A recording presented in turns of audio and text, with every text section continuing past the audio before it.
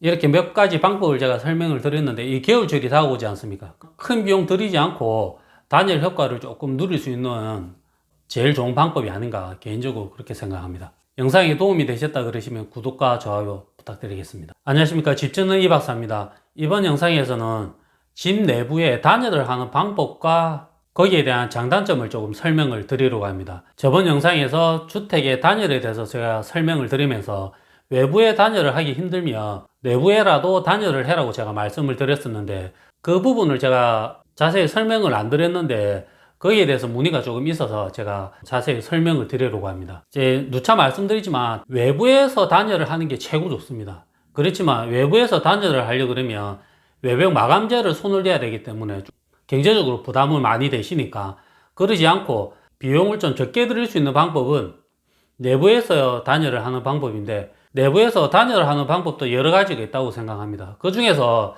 제가 알고 있는 선에서 조금 설명을 드리려고 합니다. 건물의 외부에 면하는 벽면, 그러니까 내부에 면하는 벽면은 제 생각에는 크게 할 필요가 없다고 생각합니다. 외부에 면하는 벽면에 단열을 해야 되는데 대표적으로 제가 한 세네 가지를 제가 설명을 드릴 건데 첫 번째로는 단열재를 붙이고 그 위에 이제 석고를 붙이는 마감에 대해서 설명을 드리겠습니다. 제가 이렇게 그림을 그려놨는데 이 모습이 이제 검은색이 골조 모습이고 이 중간에 단열재를 붙이고 그 다음에 석고 마감을 합니다.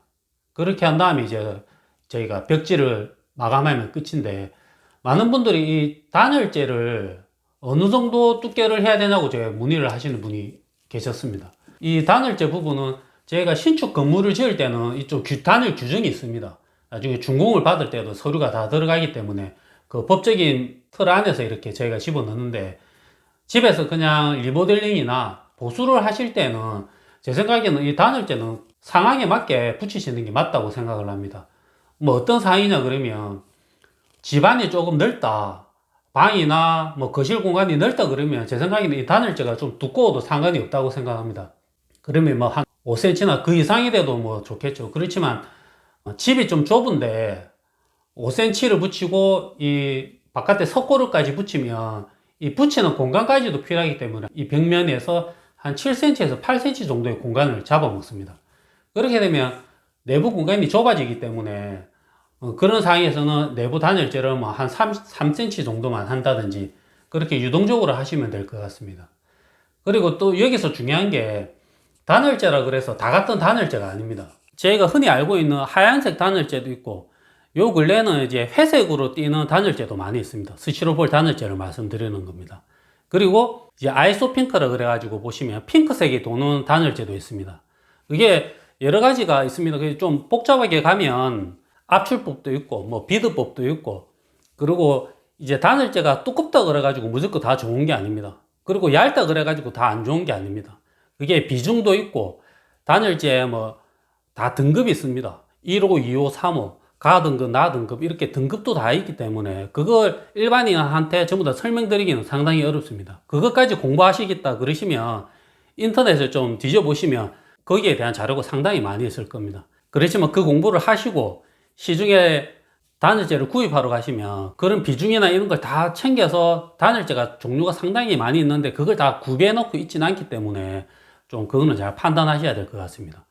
제 개인적인 생각에는 단열재는 좋은 걸 쓰는 거 좋다고 생각합니다. 실제로 시공비가 비싸서 그렇지 재료비는 큰 차이가 나지 않습니다. 자기 집에 하는 거니까 50T나 30T 아이소핑크를 하는 걸 좀 추천을 드리고 그게 아니라 그러시면 회색 스티로폴이나 백색 스티로폴을 쓰셔도 상관은 없습니다. 비중이나 이런 걸 잘 모르시는 일반인들을 가졌을 때 보시면 만져보시면 눌러봤을 때 잘 들어가는 거는 조금 안 좋은 거고 눌러봤을 때 단단하면 이게 좀 밀도가 좋은 겁니다. 시험 정석서나 여러 가지가 다 있는데 그것까지 일반인이 다 확인할 필요는 없이 제 생각에는 한 3cm에서 한 5cm 사이 그리고 좀 여유가 된다 그러면 아이소핑크 계열이나 이렇게 안 그러면 스티로폴이 좀 좋은 걸 사용하시는 걸 추천드립니다.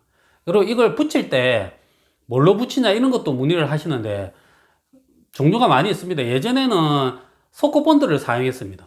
단열재를 붙이는 본드가 따로 있었고 또 석고를 붙일 때는 또 석고 본드를 쓰고 또 그렇게 했었는데 요즘에는 우레탄 폼 계열로 되어 있는 접착제가 많이 나옵니다. 제가 상호까지는 말씀드리기는 좀 그렇고 인터넷에 뒤져보시면 스티로폼을 붙일 수 있는 폼 계열도 있고 석고본드를 붙이는 또 폼 계열도 있기 때문에 그거는 직접 하시려고 그러시면 좀 참고하셔서 구입을 하셔서 설치하시면 될 것 같습니다. 내가 직접 하려고 그러는데 이게 좀 가능하냐 이렇게 문의하시는 분도 있는데 그거는 개인의 능력에 따라 좀 달라진다고 생각합니다. 제 생각에는 웬만하면 전문가한테 맡기는 게 맞다고 생각합니다. 제 개인적으로는. 그리고 두 번째로는 이 그림에서 보이는 것처럼 벽체가 있고 그 다음에 여기 빨간색으로 표시된 게 뭐냐 그러면 열반사 단열재입니다. 열반사 단열재가 뭐라 그러냐면 요즘 소비자분들은 잘 알고 계십니다. 열반사 단열재 인터넷에 쳐봐도 금방 나오는데 이제 롤로 감겨 있는데 거기에 양쪽에 은박지 같은 게 감겨 있습니다. 그것도 마찬가지로 두께가 여러 가지 있는데 그거를 일단 벽에다가 1차적으로 고정을 하고 그 다음에 목재 틀로 이렇게 그 단열재를 고정해 놓은 다음에 그 다음에 이제 석고를 붙이는 방법입니다. 제가 생각할 때 이 첫 번째 방법은 건물을 신축 건물을 쓴다든지 아파트의 경우에 대부분 이 방법을 사용을 합니다.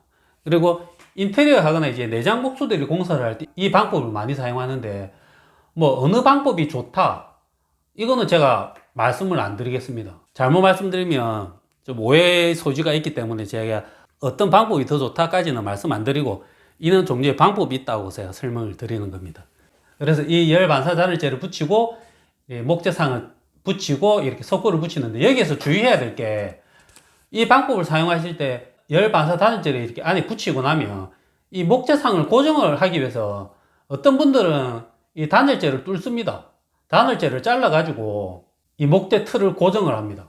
그러면 이만큼 또 단열재가 잘려 나가는 거지 않습니까? 그래서 이런 부분이 생기면 안 되기 때문에 열반사 단열재로 시공을 하신다 그러시면 목재틀을 시공할 때 꼭 단열재 손상이 안 가게 목재틀을 설치를 해야 됩니다. 그 다음에 이제 석고를 붙이면 되는데 여기서도 마찬가지입니다. 열반사 단열재 두께는 어느 정도 써야 되냐? 제 생각에는 이것도 집주인이 하기 나름이라고 생각합니다. 신축 같은 경우에는 제 생각에는 조금 그 규정을 맞춰야 되니까 다른데 그냥 집을 보수한다는 개념에서는 이 단열재를 넣는 거는 뭐 건축주의 재량이라고 저는 개인적으로 생각을 합니다. 이 열반사 단열재가 두께가 상당히 다양합니다. 제가 열반사 단열재 좀 설명을 드리면 제 기억으로는 이게 우리나라에 들어온 지 한 6, 7년 정도 넘었던 걸로 기억합니다. 시공회사 이렇게 들어가서 조금 일할 때 거의 처음 도입돼서 제가 많이 사용을 했었는데 우리나라에 몇 개 없었습니다, 업체가. 지금은 업체도 상당히 많고 또 단열재 종류도 상당히 많기 때문에 인터넷에 검색을 하셔서 보면 상당히 종류가 많이 있습니다. 두께가 예전에는 이래 돼 있었습니다. 6mm, 10mm, 13mm. 이게 뭐 단열 규정에 맞춰서 이렇게 한 거였는데 지금은 이 두께가 어느 정도까지 나오냐 그러면 40mm, 4cm까지 나오고 있습니다. 그래서 집에 붙일 때 만약에 여기에 4cm짜리를 붙이게 되면 단열재를 4cm, 이 다루기 상이 3, 그 다음에 석고가 1, 뭐 이것만 해도 8cm인데 여러 가지 여건을 따지면 여기에서 아마 8, 9cm가 넘게 벽을 잡아먹습니다. 이렇게 8, 9cm를 잡아먹으면 내부 공간을 많이 잡아먹는 거지 않습니까? 그래서 이거는 0.6mm에서 한 40mm, 한 4cm까지 있습니다. 그러니까 이렇게 다양한 사이즈가 있으니까 집주인이 재량에 따라서 이 단열재 두께를 선택해서 붙이면 될 것 같습니다. 이걸 붙이는 거는 거의 뭐 개인이 하기는 조금 힘들 겁니다. 안에 목재 틀도 작업하고 이렇게 해야 되기 때문에 내장 목수를 불러서 이렇게 공사를 하시면 되고 그 다음에 중간에 제가 하나 말씀을 좀 늦췄는데 이렇게 석고와 단열재가 이렇게 붙이는 경우도 있고 석고하고 단열재가 붙어서 나와 있는 제품이 있습니다. 석고가 한 9mm입니다. 0.9cm인데 여기에 아이소핑크 한 1cm짜리가 붙어 있습니다. 이런 석고 제품이 있습니다. 그러면 이 제품을 바로 벽에 붙이면 되는데 제 개인적인 생각에는 아이소핑크 1cm 가지고는 조금 부족하지 않나 좀 개인적으로 그렇게 생각합니다. 인테리어 할 때 이런 부분을 조금 많이 사용하긴 하는데 제 개인적으로는 조금 단열재는 좋은 거 쓰고 좀 두꺼운 거 쓰는 걸 권장해 드립니다. 그리고 마지막으로는 이 단열 벽지가 있는데 이거는 뭐 그냥 제일 마지막 최후의 방법이라고 생각합니다. 이 두 가지 공사하는데 비용이 너무 많이 든다. 도저히 나는 이렇게까지 드릴 여력이 안 된다 그러시면 제 생각에는 제일 저렴한 비용에 그리고 직접 시공할 수 있는 게 이 단열 벽지 아닌가 이런 생각을 합니다. 사실은 이 단열 벽지가 이 열반사 단열재에서 나온 것 같습니다. 왜냐하면 이거 형태가 똑같습니다. 여러 가지로. 이 열반사 단열재는 한쪽 면이나 양면에 은색으로 은박지로 되어 있습니다. 그런데 이 은박지로 되어 있는 게 이 단열 벽지는 벽지같이 마감이 되어 있는 겁니다. 열반사 단열재도 마찬가지입니다. 한쪽에 접착이 될 수 있는 재료도 있습니다. 접착되는 부분을 떼서 벽에 바로 붙이면 시공성이 상당히 좋습니다. 열반사 단열재가. 그런데 이 단열 벽지도 열반사 단열재처럼 한쪽 면에 그 접착면을 떼가지고 벽에 바로 붙이면 되는데, 그래 하면 한 면이 이제 도배진 느낌이 나기 때문에 전문가의 도움 필요 없이 일반인도 충분히 붙일 수 있다고 생각합니다. 제 생각에는 이게 제일 저렴하게, 안 그러면 집에서 누구나 쉽게 할 수 있는 방법 같은데 요즘에 많이 사용하고 있는 것 같습니다. 그렇지만 제 개인적으로 생각할 때 단열 성능이 그렇게 있을까? 안 하는 것보다 낫겠지만 제 개인적으로는 조금 그렇습니다. 뭐 이런 방법이 있다고 설명을 드리는 겁니다. 이게 뭐 꼭 좋다 나쁘다 보다는 뭐 집에 여건이나 뭐 여러 가지 조건에 따라서 공사를 해야 된다고 생각합니다. 제가 대략 이렇게 몇 가지를 설명드렸는데 제 개인적으로 추천해 드리는 거는 솔직히 이 방법이 제일 좋다고 생각합니다. 뭐 저한테 가장 익숙해서 그런지 모르겠는데 이 방법이 가장 좋다고 생각을 합니다. 웬만하면 이 방법 할 바에는 뭐 이 방법 하는 게 더 좋지 않은가 이런 생각을 개인적으로 합니다. 이 방법은 뭐 솔직히 여러 가지 변수에서 좀 예외적인 부분이라고 생각합니다. 그냥 이런 게 있다 정도만 설명을 드리는 거지, 제 생각에는 이 두 가지 방법 중에서 고르셔서 작업을 하는 게 좋다고 생각합니다. 한 가지는 가끔 내장 목수를 불러서 공사를 하시면 어떤 내장 목수는 이 방법을 잘 못하는 작업자도 있습니다. 이 본드로 붙이는 게 뭐 그냥 간단해 보여도 이게 쉬운 방법은 아니라고 생각을 합니다. 저희가 그냥 인테리어 하는 내장 목수들을 불러서 작업하면 이 작업을 못할 가능성도 있습니다. 대부분 인테리어 내장 목수 하시는 사람을 불러서 작업을 하면 이 방법을 많이 선호를 할 것입니다.